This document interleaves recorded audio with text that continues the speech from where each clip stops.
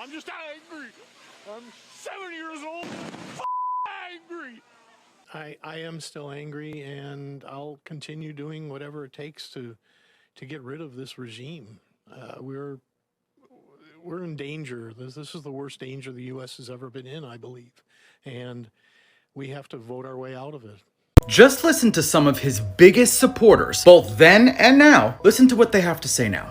I want to say what is happening to the man that I supported, you supported. And I will tell you right now, I do not recognize our president. Look, I have not exactly found the correct words to communicate how I feel about President Donald Trump. I sort of ignore the topic of his existence altogether. It just seems so insane based on what he ran on. I mean, this is why a lot of people feel betrayed, right? You buried the Epstein files. There is no border wall. You didn't deliver on mass deportations. You cut corporate tax rates for the rich by cutting Medicaid again. No infrastructure bill, no middle-class tax cuts. You gotta refund the tariffs, and now we're in a regime change war with Iran. That's the breaking point. I'm out. It's funny because they keep saying they don't recognize this man. This is not the president. Who else recognizes him exactly how he is? Who else is not surprised that any of this shit is happening?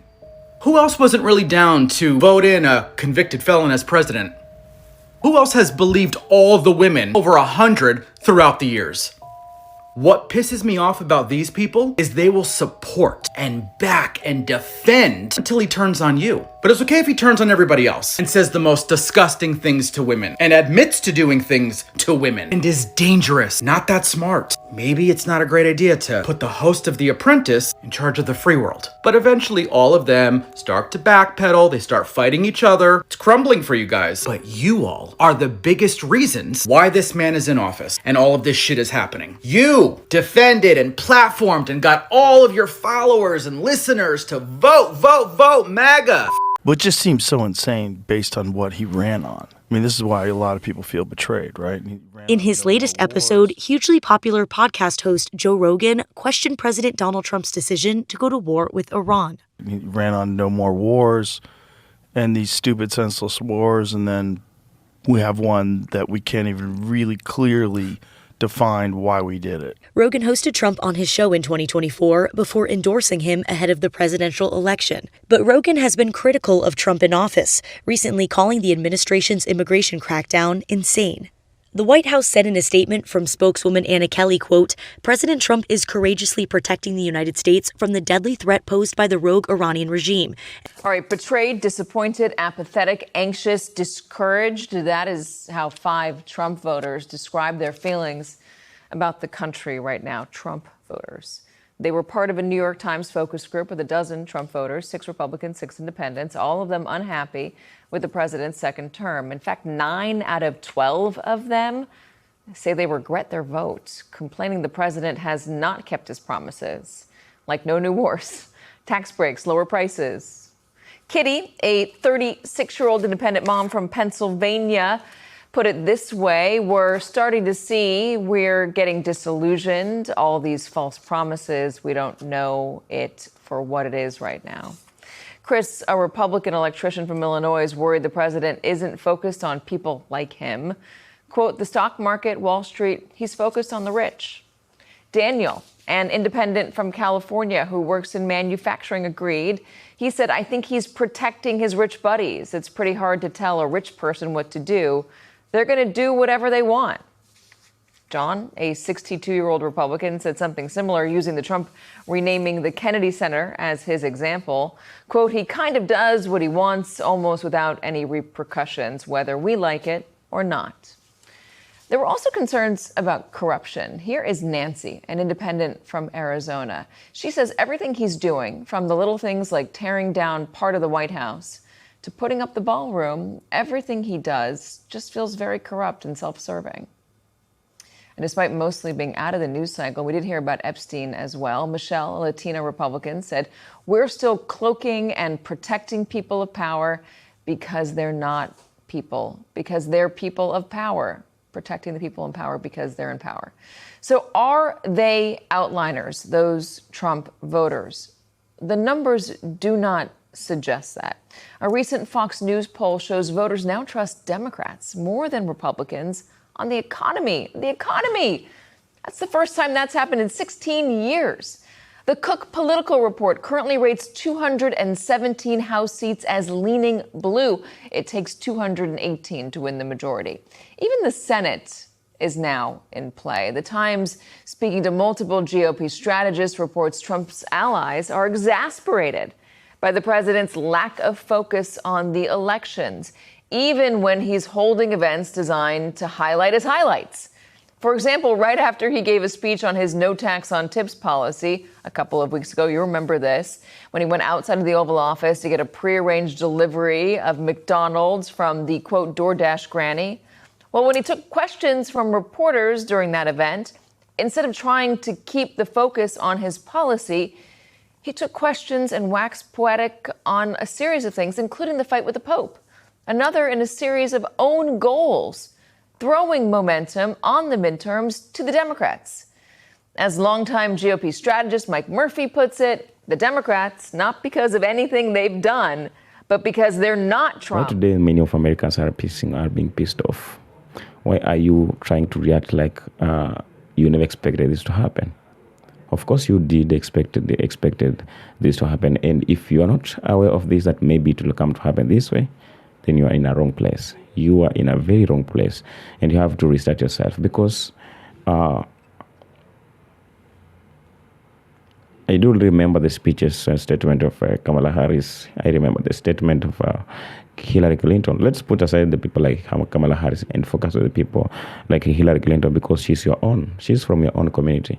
She warned you that the great mistake we can do as Americans is to elect Trump back to office as the president, as the commander-in-chief, because he has nothing new to give it to you. And you've been coming out to speak about it, but you are not sure about it, because you are doing this because all that is happening in America is affecting you directly.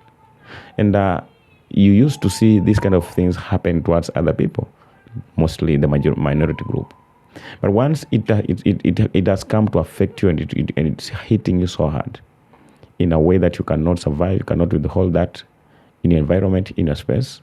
That's why today you've been coming out to complain, to cry out, to call for help, because to pretend like you are guilty, and you apologize for all you did. Because today America is suffering, the world is suffering just because of you, because of your decision that you wake up in the morning to go and make that day through the ballot, hoping that you're making America great again. But that's the day you are killing America completely, politically, economically, and everything. Today we are having many of the graduates in America, young people who are graduating every day, but they have nothing to do with their life. The government has nothing to do with their life. And when they keep on waiting that maybe government will come up with some things, some ideas on how they can make their life constructive, the government is coming up with much and more policies that is killing their hopes. When today the president of the country, like America, comes out and says that I don't care about the people's economy or the financial problem of the people, what did he think about it? What do you think that he's doing? Because he's now killing the hopes of the people. Even for those people who have been waiting that maybe this man, we have to wait, maybe we have to give him time. Maybe he'll come and do something that will come to help us.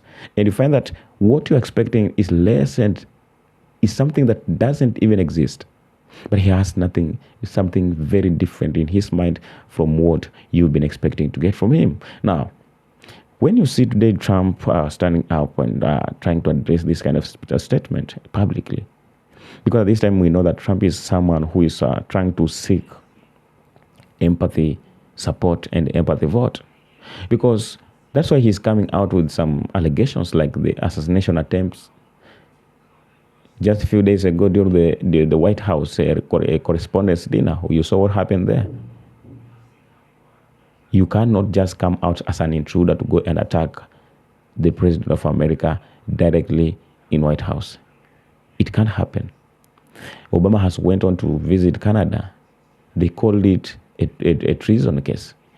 They were demanding Obama to be arrested because he's planning a coup towards Trump. So he's just seeking some sympathy, support, so that the people can view him like a great leader who is doing something which is good to the people of America. And there are some people who are against it. There are some people who are not supportive. There are some people who hate all that he's doing towards the people. But the people, you themselves, you know that this man is not doing anything that's helping you, neither your country.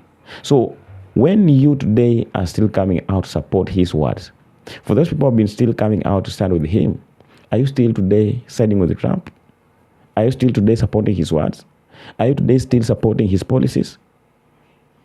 His policies has destroyed the American economy, has destroyed the world's economy. Today, even in Africa, we are facing the shortage of fuel, of gas.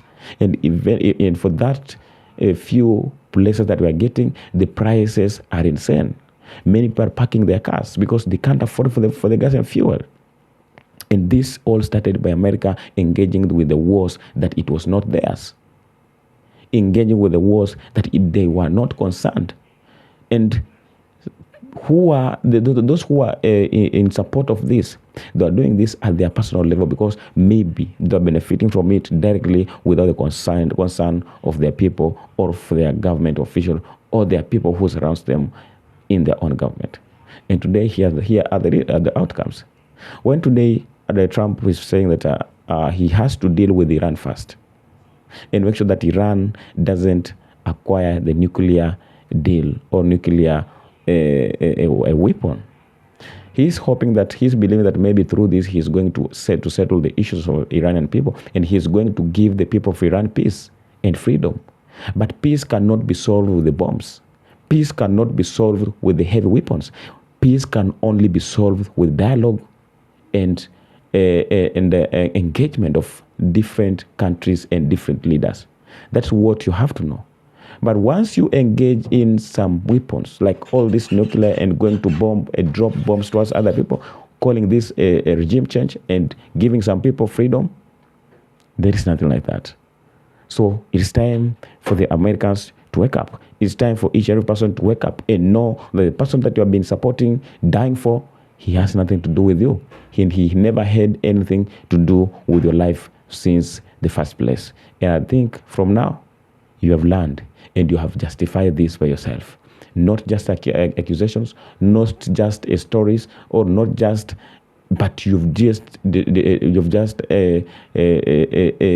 justified this by yourself, because he has come out to prove himself to you that I'm not here for you, but I'm here for my own interest. Keep on coming, subscribing, because we are here to discuss more.